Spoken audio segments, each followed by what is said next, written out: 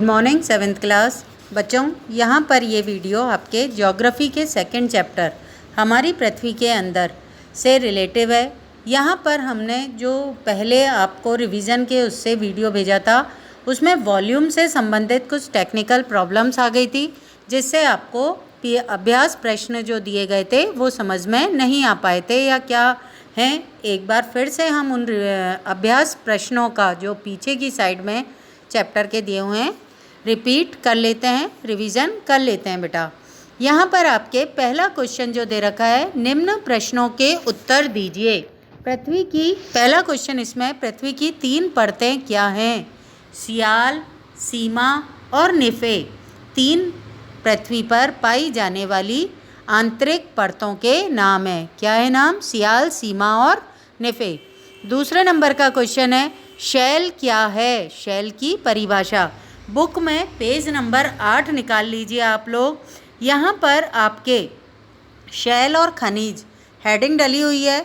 जहाँ पर शैल और खनिज की हेडिंग डली हुई है बेटा, वहीं पर ही अपनी लाइन लिखी हुई है, पृथ्वी को प्रॉपर्टी बनाने वाले खनिज पदार्थों के किसी भी प्राकृतिक पिंड को शैल कहते हैं। शैल विभिन्न रंग, आकार और गठन की हो सकती है।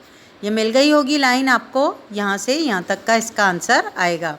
थर्ड क्वेश्चन दे रखा था, 3 प्रकार की शैलों के नाम दीजिए। शैलें जो पृथ्वी के ऊपरी भाग पर पाई जाती हैं, मुख्य रूप से शैलें 3 प्रकार की पाई जाती हैं। आग्नेय शैलें, अवसादी शैलें और कायंत्रित शैलें कहलाती हैं। आग्नेय, अवसादी और कायंत्रित शैलें। चौथा क्वेश्चन है, बहिर्वेदी और अंतर्वेदी शैलों का निर्माण कैसे होता है? ये भी आपको आंसर पेज नंबर 8 पर मिल जाएगा बेटा। अंतर्वेदी शैलों का निर्माण कैसे होता है और बहिर्वेदी शैलों का निर्माण कैसे होता है? देखो, सबसे पहले हमारे द्वारा बहिर्वेदी शैलों का निर्माण पढ़ा जा रहा है। जहाँ पर शैल और खनिज दिए हुए हैं ना बेटा, उसी के चौथे पैराग्राफ में जहाँ पर स्टार्ट हो रहा है क्या आप शब्द से, उस शब्द को तो रहने देना। फिर उसके बाद ज्वालामुखी से निकलने वाला लावा की कल्पना जब हम करते हैं तो वास्तव में आग की तरह से लाल द्रवित मैग्मा ही लावा है, जो पृथ्वी के आंतरिक भाग से निकलकर सतह पर आता है। और जब ये द्रवित लावा पृथ्वी की सतह पर आता है तो तेजी से ठंडा होकर ठोस हो जाता है। प्रॉपर्टी इस प्रकार से बने शैल को बहिर्वेदी आग्नेय शैल कहा जाता है और इसकी उदाहरण में बेसाल्ट को ले सकते हैं। लेकिन कई बार क्या होता है, ये द्रवित मैग्मा कभी कभी भू प्रॉपर्टी के अंदर गहराई में ही ठंडा हो जाता है, मतलब पृथ्वी के ऊपर नहीं आ पाता है। इस प्रकार बने ठोस शैलों को अंतर्वेदी आग्नेय शैलों का नाम दिया जाता है।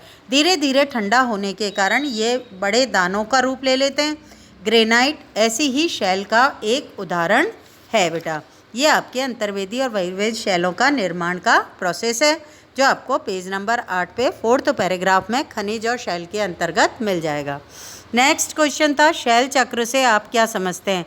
ये बुक में पेज नंबर 9 पर आपके चित्र लास्ट में नीचे की साइड में बना हुआ है शैल चक्र का।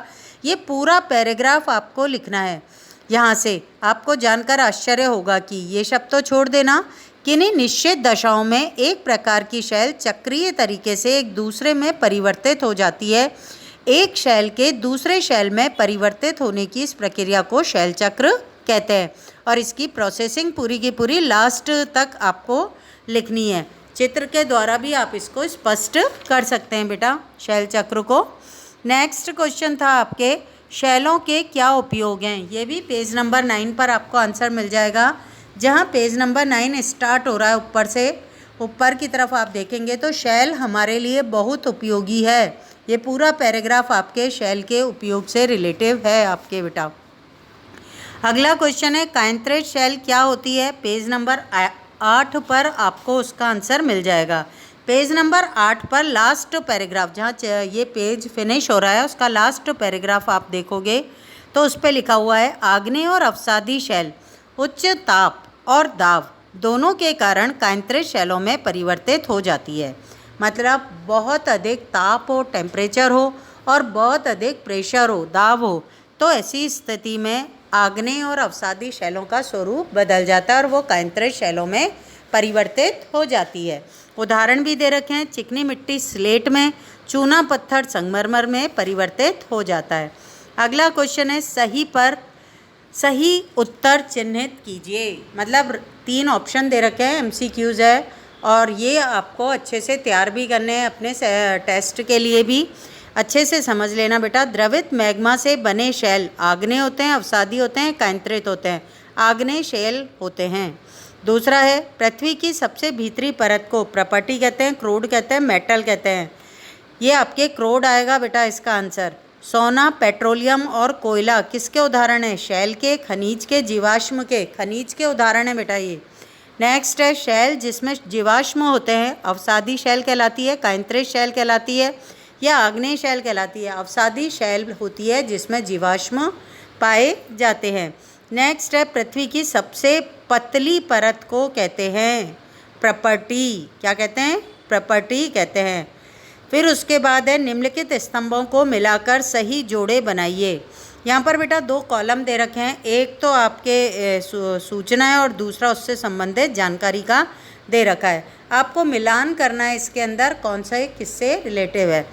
क्रोड, अब क्रोड जो है बेटा यहाँ पर आपके 5वें नंबर पे जो दूसरे कॉलम में दे रखा है सबसे भीतरी परत, इससे रिलेटिव है। क्रोड जो है हमारी पृथ्वी की आंतरिक परत है जो सबसे भीतर, सबसे लास्ट में पाई जाती है या बीच सेंटर में पाई जाती है। फिर है खनिज। खनिज जो हैं हमारे, इसका एक निश्चित रासायनिक मिश्रण होता है। ये 4th वाले से आपके मिलेगा।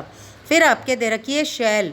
शैल जो होती है सड़क और इमारत बनाने के लिए उपयोग में की जाती है, ली जाती है, या इसका उपयोग सड़क और इमारत बनाने में किया जाता है। नेक्स्ट है 4थे नंबर पे चिकनी मिट्टी। चिकनी मिट्टी का प्रयोग जो है आपके यहाँ पर जो 6ठे नंबर पर दे रखा है, चिकनी मिट्टी स्लेट में बदल जाती है। केंद्रित शैल के अंतर्गत इसे स्लेट में कन्वर्ट हो जाती है ये। और फिर है सियाल। सियाल जो होती है वो क्या होती है आपके? सिलिका और एल्यूमिनियम से बनता है। जो 3rd नंबर पे दे रखा है ना आपके 2nd कॉलम में, उसको हम सियाल से मिलाएंगे। नेक्स्ट पेज पर हमारे क्वेश्चन आंसर दे रखे हैं। कारण बताइए। हम पृथ्वी के केंद्र तक नहीं जा सकते हैं। क्यों नहीं जा सकते?